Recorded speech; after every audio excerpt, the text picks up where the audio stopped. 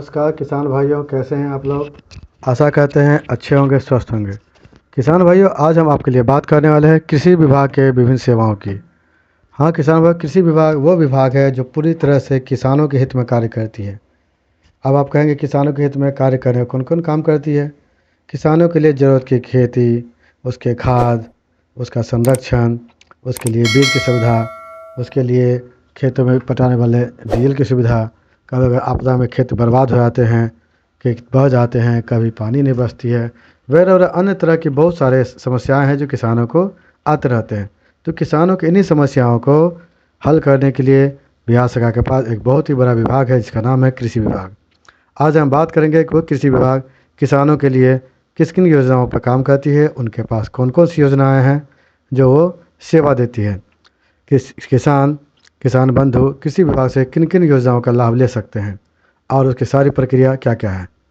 तो इसी के क्रम को आगे बढ़ते हुए हमने आपके लिए आज जो लेकर आए हैं उसका टॉपिक है कृषि विभाग की विभिन्न सेवाएं। हाँ, कृषि विभाग की विभिन्न सेवाएं मतलब कि कृषि विभाग द्वारा आपको कौन कौन सी सेवाएं दी जाती हैं। चलिए तो हम बात करेंगे एक एक करके वो कौन कौन सेवाएं हैं जो आपके लिए कार्य करती हैं। इसके लिए ज़रूरी है कि आप मेरे वीडियो को अंत तक देखें, बीच में कहीं जाए नहीं। मेरा वीडियो अच्छा लगे तो लाइक और सब्सक्राइब जरूर करें। तो चलिए किसान भाइयों, हम बात करते हैं। अब अभी आप अपने सामने देख रहे हैं ये कृषि विभाग किसानों के सभी समस्याओं का समाधान। ये कृषि विभाग बिहार सरकार का द्वारा संचालित की जाती है।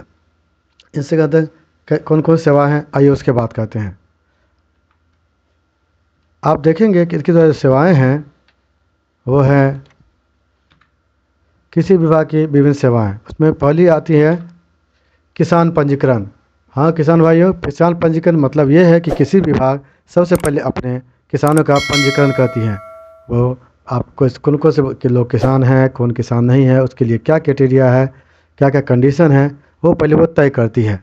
इस पर सबसे पहले अगर आप चाहते हैं किसी विभाग की किसी भी योजनाओं का लाभ लेने के लिए तो आपको किसी विभाग के वेबसाइट पर जाके पंजीकरण करना होगा। ये सब सुविधाएँ बिल्कुल निःशुल्क हैं।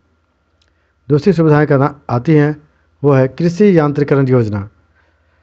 किसानों को खेती करने में बहुत सारे मशीनों की ज़रूरत पड़ती है, बहुत सारे इम्प्लीमेंट की ज़रूरत पड़ती है, बहुत सारे यंत्र की ज़रूरत पड़ती है, जैसे ट्रैक्टर, कुदाल, खुरपी, rotavator, reaper binder, power tiller, spray वगैरह वगैरह बहुत सारे यंत्र हैं जो उसको खेती में ज़रूरत पड़ती है। तो सरकार उनके लिए भी काम करती है और ये सारी बहुत तरह के यंत्र हैं जो उन्हें सरकारी अनुदान पे बहुत सारे किफ़ायती अनुदान फिर 50% से लेकर के 80% के अनुदान पर सरकार उन्हें देती है। तो आगे बात करते हैं। अगली जो कृषि विभाग की सेवा है वो है बीज, उर्वरक, कीटनाशी अनुज्ञप्ति। चलिए क्या है इसकी बात करते हैं। आपने देखा होगा कि आपके पंचायत में, ब्लॉक में या जिला स्तर पे बहुत सारे ऐसे दुकान हैं जहाँ बीज, उर्वरक, कीटनाशी बिकते हैं। आप भी अपने खेती के दरमियान वहाँ जाते हैं जब आपको बीज की आवश्यकता पड़ती है, जब आपको खेतों में खाद की आवश्यकता पड़ती है, जब खेतों में कीड़े लग जाते हैं तो आप जो दुकानों पर जाते हैं और वो दुकानों से इस सेवा लेते हैं।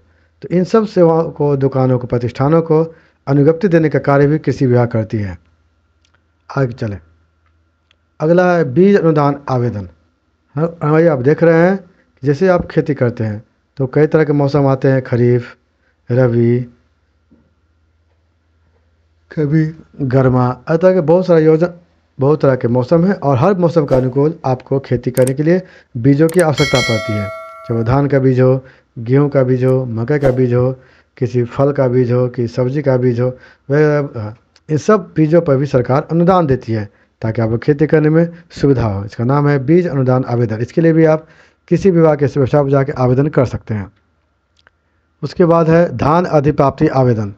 धान अधिप्राप्ति आवेदन का मतलब है जो आप खेतों में खरीफ के मौसम में धान की पैदावार करते हैं, धान उगाते हैं, तो आप उसको बेचने की आवश्यकता पड़ती है। आपको ज़रूरत पड़ती है कि उसे मंडी की, व्यापार बाज़ार की। तो सरकार आपका इस खरीफ मौसम उगाए गए सभी धान खरीदने के लिए एक व्यवस्था बनाई हुई है जो पंचायत स्तर पर पैक्स के नाम से जानी जाती है और प्रखंड या जिला स्तर पर व्यापार मंडल के नाम से जानी जाती है। आप इन जगहों पर जाके अपने धान को बेच सकते हैं। इसके लिए भी आप किसी भी आगे वेबसाइट पर जाकर के धान अधिप्राप्ति के लिए आवेदन दे सकते हैं।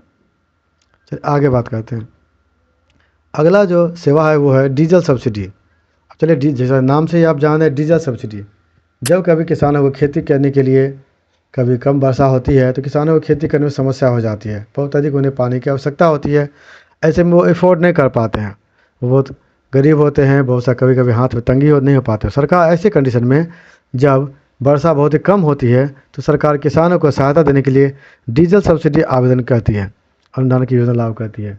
आप डीजल सब्सिडी योजना के अंतर्गत आवेदन करके आप जो अपने खेतों में जो पानी पटाते हैं उसमें जो आपको डीजल में लागत लगता है, जो आप पंप सेट से पानी पटाते हैं, डीजल चालित मशीन से पानी पटाते हैं, तो उसमें सरकार कुछ अनुदान देती है जिससे आपको सुविधा मिलती है और आपको राहत मिलती है। इसका नाम है डीजल सब्सिडी अनुदान। अगला है इनपुट सब्सिडी। इनपुट सब्सिडी कहती है कि आप जो भी खेती करते हो, जिस मौसम में जो भी खेती करते हो, उसमें जो भी इनपुट लगे हो, चाहे वो बीज लगे, खाद लगा हो, लेबर लगा हो, कुछ समय गया हो, इन सबों को कुछ कहते हैं इनपुट। और किसी कारणवश मान लेते हैं कि आपने खेती कर रहे हैं, लगातार 1 महीना खेती किया, 2 महीना खेती किया, उसके बाद आपदा आ गई। आपदा क्या आ गई? बाढ़ आ गई या बिल्कुल ही वर्षा नहीं हुई, तो आपसे संभव नहीं हो पाया कि आप जो है अपने दम पे जो है पूरी खेती कर पावे। और अगर आपने खेती कर भी लिया तो एक तरह से बाढ़ आ गई और सारा खेत आपका बर्बाद हो गया, और आपने जितना भी चीज़ लगाया था अपने खेतों में, बीज, खाद, लेबर, अपना समय, सारा का सारा बर्बाद हो गया।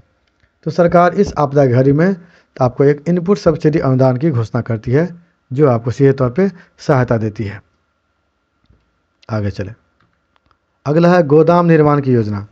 ये योजना कहती है कि जब कोई किसान, कोई बड़े किसान जब चाहते हैं कि अपने हम जो अनाज उपजाए हैं, अनाज का रख रखाव करें, या फिर पंचायत स्तर पर जो अन्य किसान हैं उसके भी अनाज का हम भंडारण कर सकें। होता है कभी कभी कि आप पूरी तरह जो है, जैसे आपका फसल तैयार हो जाता है तो समय पर वो नहीं बिक पाता है, या किसी कारणवश आप समय नहीं बिक पाते हैं। ऐसे में अगर आप उसको खेतों में छोड़ देते हैं तो आप अगली फसल की बुआई नहीं कर पाएंगे। इसीलिए आप जो है सरकार देती है कि अगर आप अनुदान के तौर पे अगर आप ये योजना बनाते हैं, अगर आप गोदाम का निर्माण करते हैं और उसमें अपने बीजों का रख रखाव करते हैं, फसल का रख रखाव करते हैं, तो हम भी आप उसके लिए अनुदान देगी। इसका नाम है गोदाम निर्माण योजना। इसके अंतर्गत सरकार आपका गोदाम बनाने पे निर्माण देती है, सब्सिडी देती है। अगला जो है वो है भूमि संरक्षण योजना।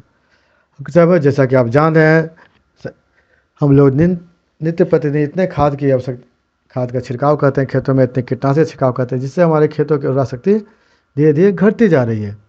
इसके लिए भी सरकार जो है अपने बीज जो हम खेतों में डालते हैं उसके ऊपर जितने खाद डालते हैं उसका दुष्प्रभाव हमारे मिट्टी पे ही पड़ता है।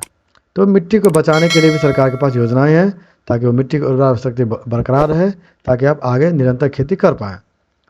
इसके अंतर्गत भी आप जो है अपने खेतों के बचाने के लिए, ज़मीन को बचाने के लिए भूमि संरक्षण योजना के अंतर्गत आवेदन कर सकते हैं। उसके बाद आती है प्रधानमंत्री कृषि सिंचाई योजना। प्रधानमंत्री कृषि सिंचाई योजना के अंदर सरकार किसानों को अपने खेतों में सिंचाई की सुविधा देती है और उस पर एक रियायती दर पे आपको अनुदान भी देती है।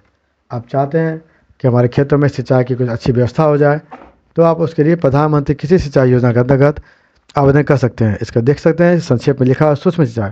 मतलब इसके अंदर ये नहीं है कि आपको एक दमकल से पानी पटाना है, एक यंत्र होगा, छोटे से यंत्र होंगे जिसमें क्या होगा, स्प्रिंकल विधि या टपकन विधि इत्यादि के तौर पे आप जो है सिंचाई की व्यवस्था अपने खेतों में कर सकते हैं। इसके अंतर्गत भी आप आवेदन कर सकते हैं और योजना का लाभ लगा सकते हैं।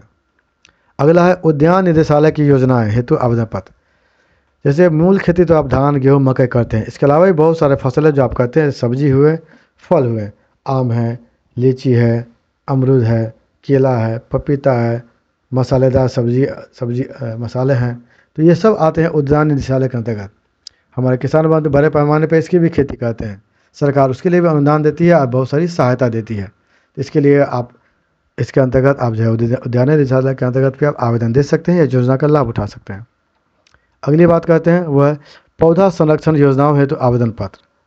इसमें कहता है कि पौधा जब अपने खेतों में खेती कर रहे हैं, चाहे आप फल की खेती करते हो या धान की खेती करते हो, गेहूँ करते हो, या फिर फल लगाते हो या फूल लगाते हो, तो उसमें बहुत सारे कीड़े आते हैं, बहुत सारे फफूंदी लग जाती है। तो उसके लिए भी बचाव के लिए बहुत सारे दवाओं का प्रयोग करते हैं या बहुत सारे जैविक घटकों का प्रयोग करते हैं, फेरोमोन ट्रैप लगाते हैं, बर्ड पर्च लगाते हैं, ये सब आता है। तो पौधे के बचाव के लिए, फसल के बचाव के लिए भी सरकार बहुत सारी योजनाएं लाई हुई है और उस पर आपको अनुदान देती है और सहायता देती है। इसके लिए आप किसी विभाग के साइट पे आवेदन कर सकते हैं।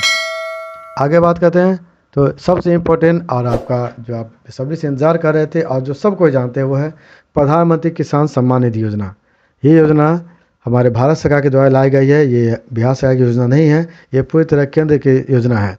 इसके अंतर्गत सरकार सीधे तौर पर किसानों को डीबीटी के माध्यम से पूरे साल में 6,000 की राशि देती है, वो भी 3 सामान्य किस्तों में 2-2 हज़ार करके, ताकि किसान बंधु को खेती के समय या खेती के अलावा बीच में आने वाले किसी प्रकार की सहायता के तौर पे वो 6,000 रुपये से वो अपने खेती बाड़ी में सहायता ले सकते हैं। इससे वो इस पैनल से आप जो चाहे या तो बीज खरीदे, यंत्र खरीदे, खाद खरीदे, कुछ भी काम कर सकते हैं, उसके लिए कोई सीमा नहीं है और ये बहुत ही जानी मानी योजना है। इस सबसे ज़्यादा लाभार्थी पूरे भारत में इन्हीं के हैं। ये पूरी तरह से हमारे प्रधानमंत्री श्री नरेंद्र मोदी द्वारा लाई गई योजना है। इसके बारे में सब लोग जानते हैं।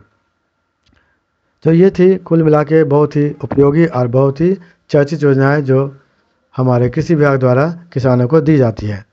तो हमारा आज का वीडियो कैसा लगा हमें ज़रूर बताइएगा। अगर आपको अच्छा लगा तो मेरे वीडियो को लाइक और सब्सक्राइब जरूर करें और अन्य लोगों को भी बताएं। और इसके लिए हम आपके लिए इस तरह के नए नए वीडियो लाते रहेंगे।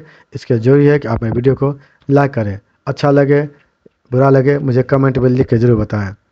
चलिए इसी के साथ ही आज का जो मेरा टॉपिक है वो समाप्त होता है।